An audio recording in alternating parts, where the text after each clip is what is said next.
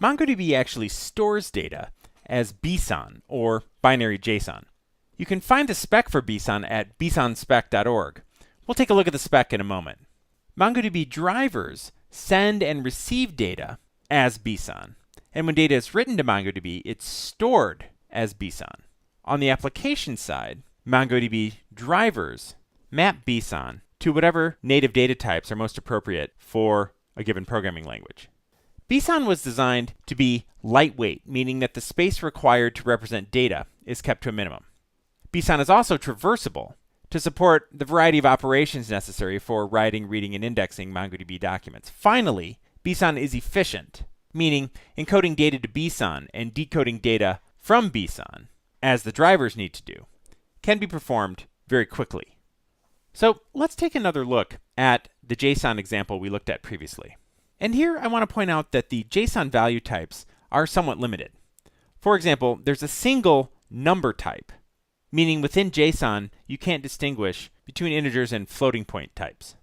In addition, JSON doesn't support dates, so you have to encode a date either as a string or as some sort of nested object. For this reason, Bson extends the JSON value types to include integers, doubles, dates, and binary data to support, say, images, and a number of other types of data. If you're interested in learning more about Bson, I encourage you to look at bsonspec.org, and in particular, take a look at the spec and how data is actually encoded as Bson. As a quick example, let's take a look at how this JSON document would be encoded as Bson. You can see the key and value as part of the encoding.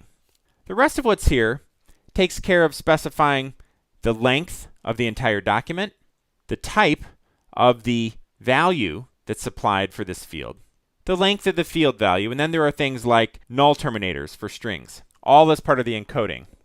If you're interested in the details of all of this, I encourage you to take a look at bsonspec.org. Though we've spent just a few minutes talking about Bson, as we consider MongoDB data in this course, we will almost exclusively look at data formatted using JSON syntax.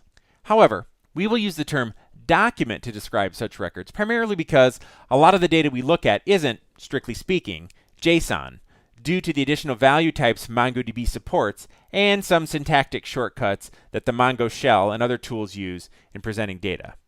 For example, you may see something like this a little later on, where we represent a date value type in something that looks a lot like JSON syntax.